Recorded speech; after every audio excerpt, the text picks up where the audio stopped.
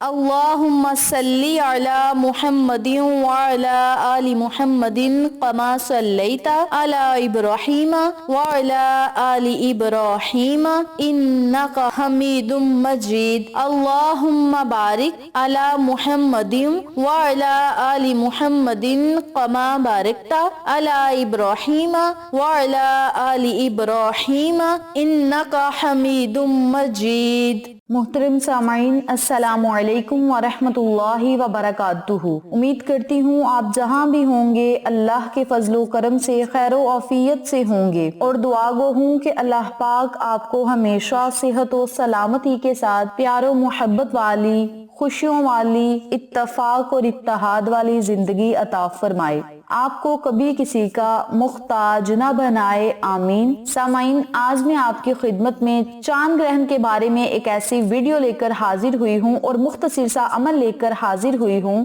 جسے آپ نے آج چاند گرہن کے دوران کرنا ہے۔ ابھی کچھ دنوں پہلے پاکستان میں جزوی سورج گرہن کا نظارہ دیکھنے میں آیا تھا، اور آج 8 نومبر 2022 کو چاند کو گرہن لگنے والا ہے۔ شمالی اور مشرقی یورپ، ایشیا، شمالی امریکہ، جنوبی امریکہ کے بیشتر حصوں اور انٹارکٹیکا میں چاند گرہن کا نظارہ ممکن ہوگا، اور یہ رواں سال کا دوسرا مکمل چاند گرہن ہوگا، مگر پاکستان کے کچھ حصوں میں جزوی چاند گرہن کو ہی دیکھنا ممکن ہوگا۔ پاکستانی وقت کے مطابق 8 نومبر کو دوپہر 1:02 پر چاند گرہن کا آغاز ہوگا اور مکمل چاند گرہن 4 بجے کے قریب ہوگا، جس وجہ سے اس کا مشاہدہ پاکستان میں ممکن نہیں ہوگا، یعنی پاکستان میں اس کا نظارہ نہیں دیکھا جائے گا۔ البتہ شام 5:49 پر مکمل ملک کے مختلف حصوں میں جزوی چاند گرہن کو دیکھنا ممکن ہوگا۔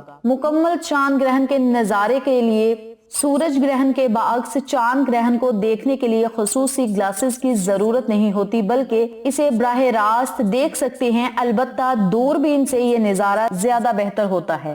تو میری پیاری بہنوں اور میرے پیارے بھائیوں، یہ تھا مختصر سا چاند گرہن کا دورانیہ جو کہ میں نے آپ کے ساتھ شیئر کیا ہے، اور جہاں جہاں پہ نظر آئے گا ان علاقوں کے بارے میں بھی میں نے آپ کے ساتھ شیئر کیا ہے۔ اب ہم اپنے مقصد کی طرف چلتے ہیں اور آپ کو عمل بتاتے ہیں کہ آپ نے چاند گرہن کے دوران آج کون سا عمل اور کون سا وظیفہ کرنا ہے۔ اس بارے میں جاننے کے لیے میری آپ سے دلی گزارش ہے کہ ویڈیو کو آخر تک ضرور دیکھیے گا، اور جن لوگوں نے ابھی تک میرے چینل اقصیٰ اسلامک ایجوکیشن کو سبسکرائب نہیں کیا، جلدی سے سبسکرائب کریں، ویڈیو کو لائک کریں، شیئر کریں، اور ساتھ موجود بیل آئیکن کو دبا کے آل نوٹیفیکیشن پہ کلک کریں تاکہ میری ہر نئی آنے والی ویڈیو کی اپڈیٹ آپ تک بآسانی پہنچ سکے۔ جزاک اللہ۔ اب میں آپ کو عمل بتانے لگی ہوں، توجہ سے ملاحظہ فرمائیں۔ آپ نے آج چاند گرہن کے دوران سب سے پہلے 2 رکعت نوافل نماز خسوف کے ادا کرنے ہیں، اور نوافل اس ترتیب سے پڑھنے ہیں کہ سورۃ فاتحہ کے بعد 21 مرتبہ یا 41 مرتبہ آپ نے سورۃ اخلاص پڑھنی ہے، اور 7 مرتبہ آپ نے سورۃ الکوثر پڑھنی ہے۔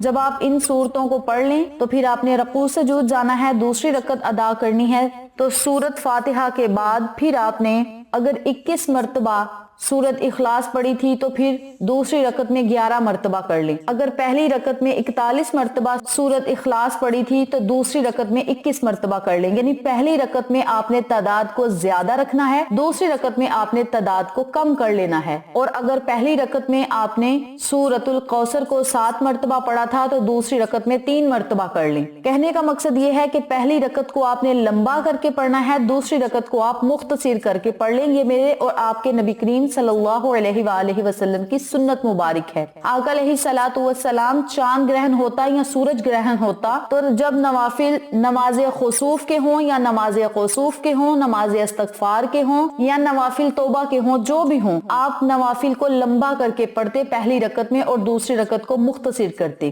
اور اتنی لمبی نماز پڑھا کرتے تھے کہ گرہن ختم ہو جاتا تھا۔ تو آپ نے نوافل نماز خسوف کے ادا کرنے ہیں۔ نوافل ادا کرنے کے بعد اسی جگہ بیٹھ کر 313 مرتبہ یا الہی اغفر لی، یا الہی اغفر لی، یا الہی اغفر لی کا ورد کرنا ہے، یا اللہم اغفر لی، اللہم اغفر لی، ان کلمات کا آپ نے ورد کرنا ہے 313 مرتبہ۔ جب 313 مرتبہ ان کلمات کو پڑھ لیں تو پھر آپ نے 100 مرتبہ یا ارحم الراحمین، یا ارحم الراحمین، یا ارحم الراحمین کا ورد کرنا ہے۔ اور جب آپ ان کلمات کو بھی پڑھ لیں تو پھر آپ نے یا وہابو یا وہابو یا وہابو کا ورد کرنا ہے، اور جب آپ ان کلمات کو بھی پڑھ لیں تو آخر میں پھر آپ نے درود پاک پڑھنا ہے۔ اول میں بھی درود پڑھیں، آخر میں بھی درود پڑھیں، اور پھر آپ نے اللہ رب العزت سے دعا کرنی ہے۔ اب یہاں ضروری بات سنتے چلیں، جن لوگوں کو یہ دعا زبانی آتی ہے وہ زبانی پڑھ لیں، جن کو زبانی نہیں آتی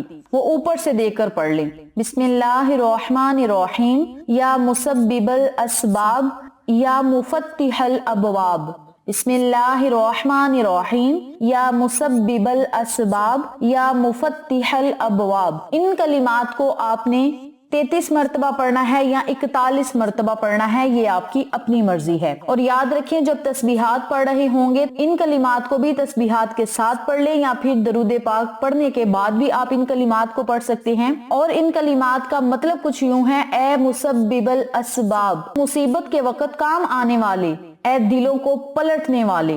تو ان کلمات کو آپ نے 33 مرتبہ، 41 مرتبہ یا 51 مرتبہ پڑھنا ہے، یہ آپ کی اپنی مرضی ہے۔ جتنی تعداد میں آپ کا دل چاہے ان کلمات کو پڑھیں، اللہ رب العزت سے دعا کریں کہ یا اللہ تیری قدرت ہے، تو جو چاہے کرے، تو ہر چیز پر قادر ہے، مولا ہمیں بھی اپنی رضا میں راضی فرما، اور ان کلمات کی بدولت آقا علیہ الصلوۃ والسلام کی اعلیٰ رحمتوں برکتوں سے ہمیں معاف فرما، ہماری دعاؤں اور صداؤں کو سن، اور ہمیں قیمتی خزانوں میں سے خزانے عطا فرما، اور ہمیں نیک و صالحہ بنا۔ آج 8 نومبر 2022 کو جب گرہن ہوگا تو آپ نے اپنی حیثیت کے مطابق صدقہ خیرات ضرور کرنا ہے۔ جو لوگ گرہن کے دوران صدقہ کرتے ہیں، اللہ رب العزت آئندہ سال ان پر آنے والی تمام مصیبتوں، پریشانیوں کو ختم فرما دیتا ہے، غموں کو دور کر دیتا ہے، اور تمام مسائل کو حل فرما دیتا ہے۔ تو آپ نے اپنی حیثیت کے مطابق صدقہ خیرات آج کے دن ضرور کرنی ہے۔ صدقہ آپ پیسوں کا کر سکتے ہیں، صدقہ آپ گوشت کا کر سکتے ہیں، صدقہ آپ کالی سیری کا بھی کر سکتے ہیں، اور کسی اور رنگ کی سیری کا بھی کر سکتے ہیں۔ اس کے علاوہ کسی ضرورت مند کی ضرورت کو پورا کر دیں۔ جس طریقے سے آپ صدقہ کر سکتے ہیں آپ صدقہ کریں، یا اپنے گھر سے کوئی راشن لے لیں، چاول لے لیں، گندم لے لیں،